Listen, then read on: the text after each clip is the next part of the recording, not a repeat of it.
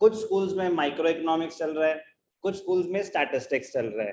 तो हम कभी माइक्रो कर रहे होंगे, कभी स्टैट्स कर रहे होंगे, तो प्लीज आपको कोऑपरेट करना पड़ेगा। सर हमारे स्कूल में माइक्रो चल रहा है, आप प्लीज माइक्रो आगे कंटिन्यू करो।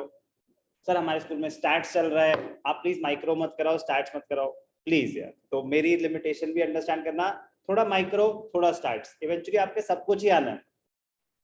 बट सर हमारा यूटी आने वाला है, उसका क्या? तो उसके लिए आप मुझसे कांटेक्ट करेंगे कि हमारा यूटी आ रहा है, हमारे यूटी में ये चैप्टर है, प्लीज कैसे करना है आप बताओ, मैं आ जाऊंगा, एक्स्ट्रा टाइम दे लूंगा, जो भी है वो मेरी हेडेक होगी ना। फिर आपका काम है टाइमली इन्फॉर्म करना, वो भी करना है, ये भी करना है। प्लीज ये चीज मिस नहीं करनी। क्या हफ्ते में 2 दिन 1 hour 15 minutes निकालने मुश्किल नहीं है, 1.5 hours वो निकाले जा सकते हैं। बट आप आगे का बर्डन अपना कम कर देंगे, अभी नहीं आ रहा आगे तो आएगा। तो अगर आपके अभी नहीं आ रहा, you just listen to the concept properly, make notes. Homework 100% नहीं भी करोगे, बट एटलीस्ट बेवकूफी की तरह जीरो तो नहीं रह जाओगे। Please understand. तो अभी हमने क्या खत्म कर लिया? माइक्रो का संदीप कर के हिसाब से चैप्टर 1, जैन और के हिसाब से chapter 1 and 2, basically introduction to micro economics, PPC तक हमारा खत्म हो गया है। Now statistics. तो जो नंबरिंग होगी ना यार, प्लीज नंबरिंग आपकी हर बुक में अलग अलग हो सकते हैं, तो just focus on the concepts covered. So this numbering may be according to Sandeep Garg or Jain Auri, that is immaterial. Statistics का first chapter and introduction to economics. तो काफी चीजें रिपीट होंगी जो हम ऑलरेडी पढ़ चुके हैं, बट डिफरेंट वे में यहाँ पे सेम चीज को एक्सप्रेस किया गया है। डिफरेंट डिफरेंट डेफिनेशंस हम अंडरस्टैंड करेंगे, जो कि एग्जाम में हम तभी कर पाएंगे अगर हमने प्रॉपरली अंडरस्टैंड करके उसको याद किया हो। डेफिनेशन आप थोड़ी ना क्रिएट कर पाओगे, चाहे आपको सब कुछ अच्छे से समझ आ गया, डेफिनेशन कैसे क्रिएट कर पाओगे? डेफिनेशन तो किसी और ने डिफाइन करके दिया ना। तो you have to be precise, you have to be precise. तो स्टैटिस्टिक्स का chapter number 1 an introduction to economics, an introduction to economics. The science of economics is not very old. In fact, its origin can be traced to 1776 when Adam Smith's book, An Inquiry into the Nature and Causes of Wealth of Nations, was published. Adam Smith is considered as the father of economics.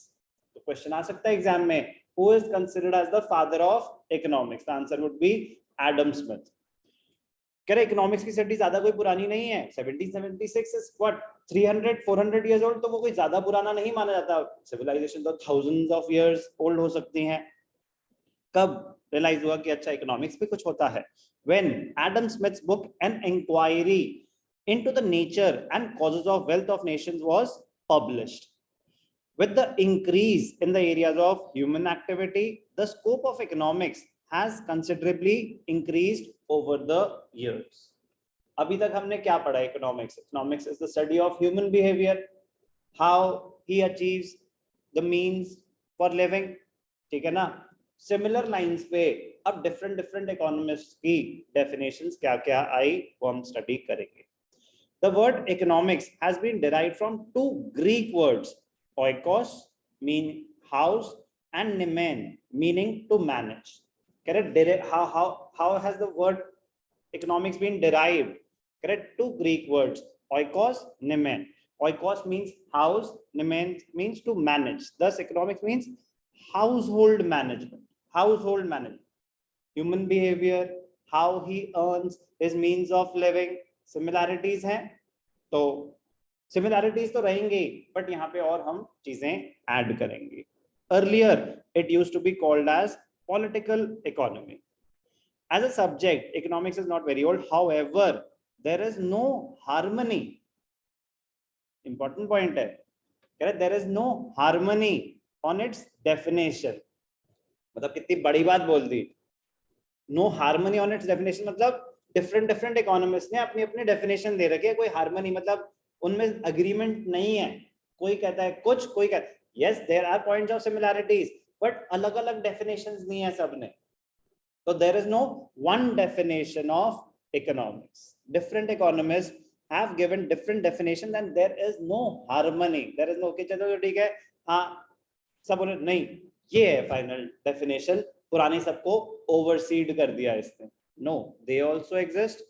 And the most popular one जो अभी हम सीखेंगे, most popular कौन सी है, that doesn't mean कि बाकी खत्म, बाकी भी हैं जो थोड़ी डिफरेंट बात करते हैं।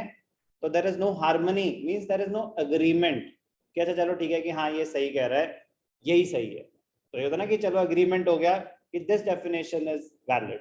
No, all the definitions are valid, one of them is most popular, most commonly used. तो हम 4 डिफरेंट डेफिनेशंस सुनेंगे आज। Different economists have defined it in different ways, which has led to a lot of disputes and misconceptions. Various definitions of economics developed during the course of history have been broadly divided into 4 parts. So what are the 4 different definitions? एक एक करके पढ़ेंगे। सबसे पहले wealth definition by Adam Smith.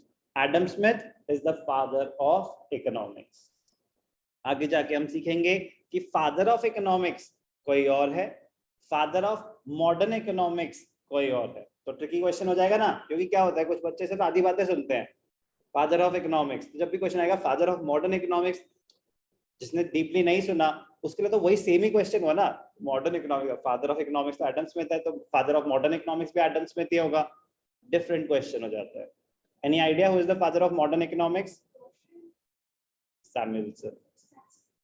Samuelson आ जाएगा अभी, ठीक है ना। बट पॉइंट इज कि ऐसे एक एक वर्ड से पूरा क्वेश्चन चेंज हो जाएगा, एक एक वर्ड। तो father of economics Adam Smith, अभी जो हमने सुना उतना मानेंगे, आगे पढ़ेंगे ना फादर ऑफ मॉडर्न इकोनॉमिक्स क्या है। तो एक एक करके 4 definitions. Wealth definition by Adam Smith, welfare definition by Alfred Marshall, scarcity definition by Lionel Robbins and growth oriented definition by professor Samuelson. तो डायरेक्ट क्वेश्चन आ सकता है, what is the welfare definition और wealth definition given by Adam Smith and define economics as per Adam Smith. तो वो जरूरी नहीं है ना कि वो बोले कि वेल्थ डेफिनेशन, वो बोल सकते हैं, आपको प्रोफेसर के इकोनॉमिस्ट के नाम से पूछ सकते हैं किसी भी, पर आपको चारों डेफिनेशंस एग्जैक्टली याद होनी चाहिए, बहुत इंपॉर्टेंट है अंडरस्टैंडिंग के लिए भी, ठीक है। अब जैसे बड़ी छोटी छोटी चीजें होती हैं कि इकोनॉमिक्स आप पढ़ते रहो, इकोनॉमिक्स ऑनर सब कुछ हो गया, लेकिन एक छोटी सी चीज कि डिराइव कहां से हुआ, तो ये एज सच आपके कॉन्सेप्ट्स चेंज नहीं करती, बट आपकी नॉलेज को कंप्लीट करती है, नॉलेज को कंप्लीट करती है। तो yes they may be immaterial, but अगर जरूरत पड़े और आप बहुत कुछ कर चुके हो और आपसे पूछे अरे इकोनॉमिक्स डिराइव कहां से हुआ वर्ड और नहीं पता हो, तो कभी कभी थोड़ा सा एम्बैरेसिंग हो सकता है। तो बहुत छोटी सी चीज है, बट कब काम आ जाए पता नहीं। तो इकोनॉमिक्स कहां से डिराइव हुआ? 2 Greek words, oikos nemen. Oikos means a house, nemen means management, to manage. अब एक एक करके हम डेफिनेशंस पढ़ेंगे।